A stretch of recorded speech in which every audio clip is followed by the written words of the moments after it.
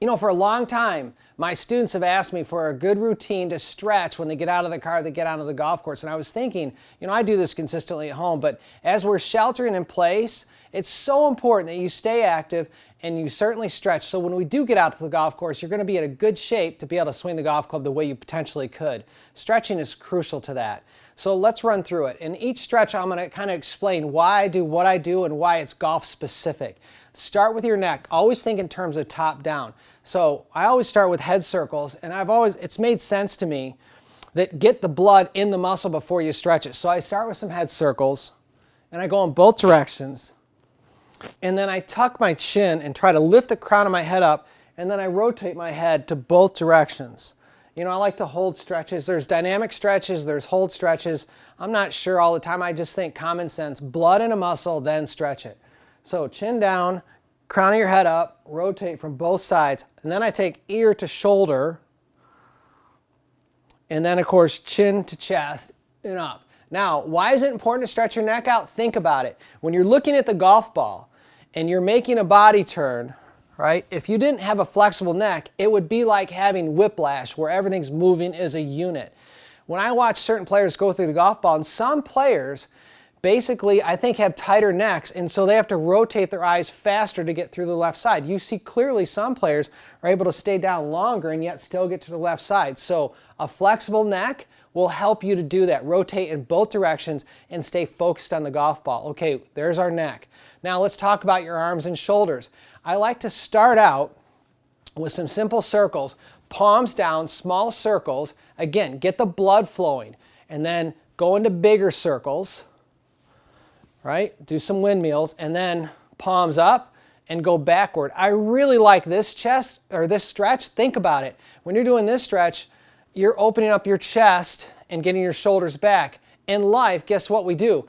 All day, our shoulders are forward, we're rounded, we get in poor posture. So I really like to open the chest up and get your arms going back and forth and make some big circles. Okay, so now that we got some blood moving into our shoulders and arms, upper extremities, now take a golf club and then go overhead.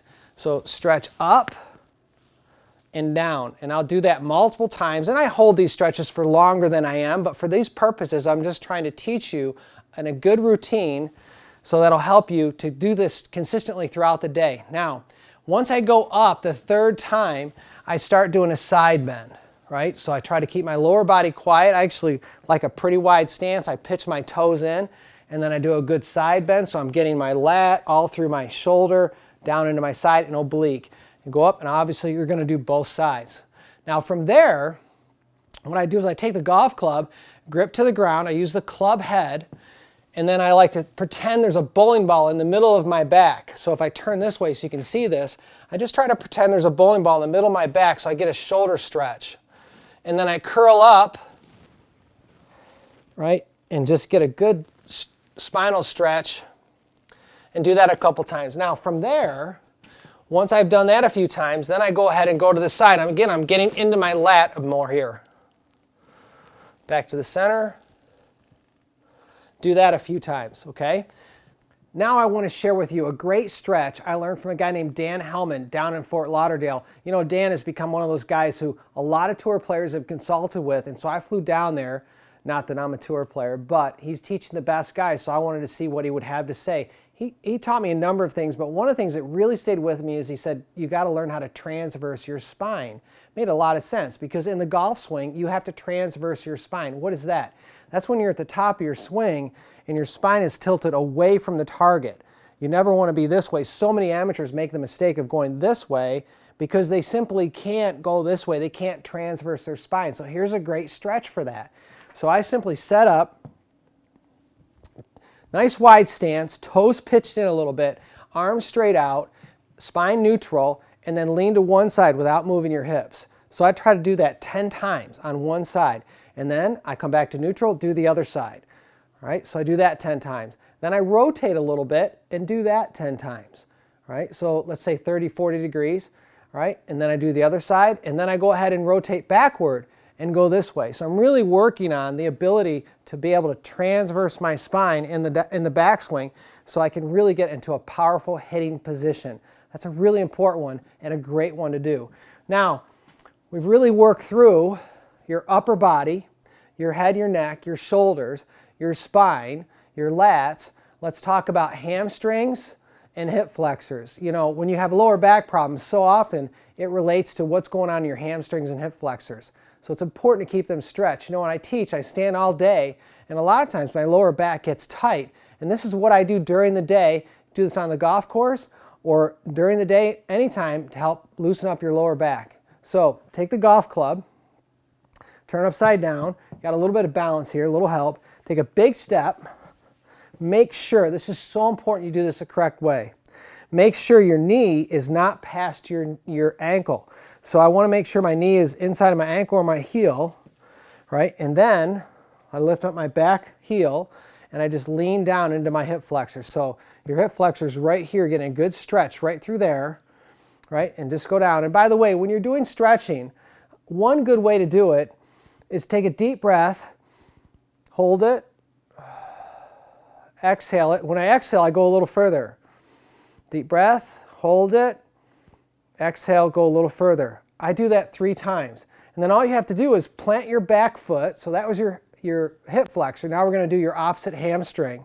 Plant your back foot, angle it, lift your front toe, crack your front knee, and then take your chest and turn it toward your knee, sternum to knee, and basically just go as low as you can go. If this is as far as you can go, that's all you should do. Don't push yourself here. A stretch is light, and doing over time, you'll gain some range of motion.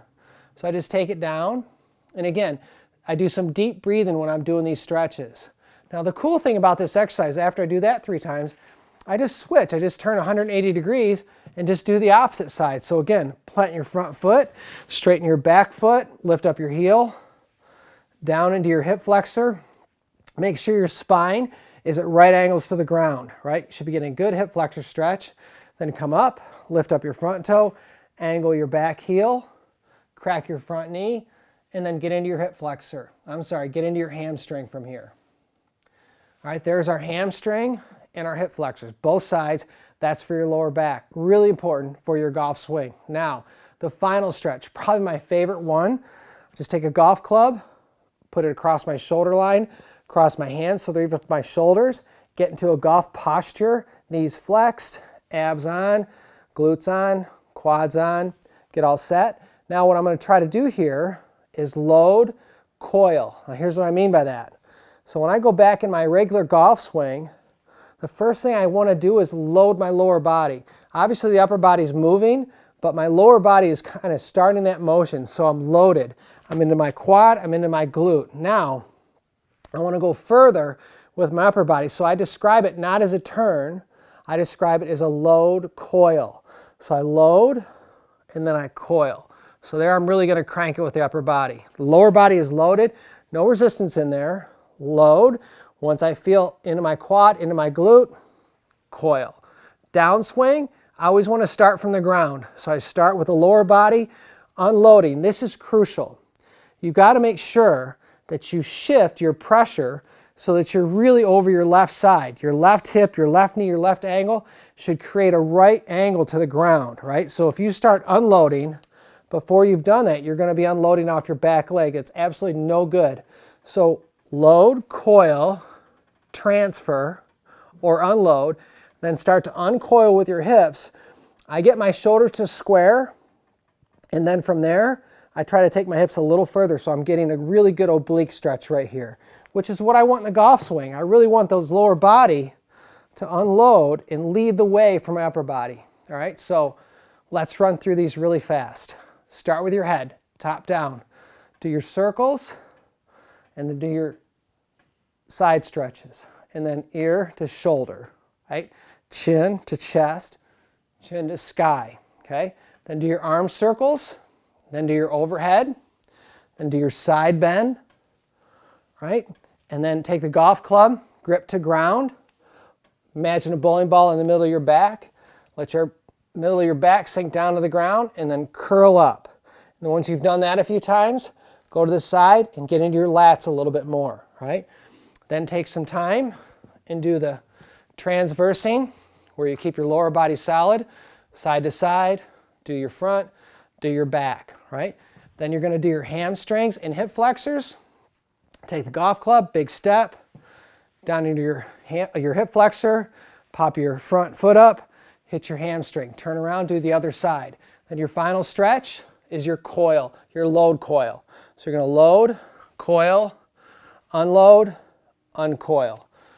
Remember, do these stretches. Do them consistently. We're in shelter in place. Do these stretches now. But guess what?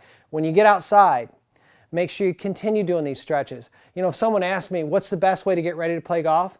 And you had 5-10 minutes to get ready to play, to hit shots, I would tell you I'd rather have you do these stretches than hit golf balls. Here's the thing, if your body's warmed up, you can make better golf swings. Also, you got a good chance to prevent an injury that you may take if you don't stretch.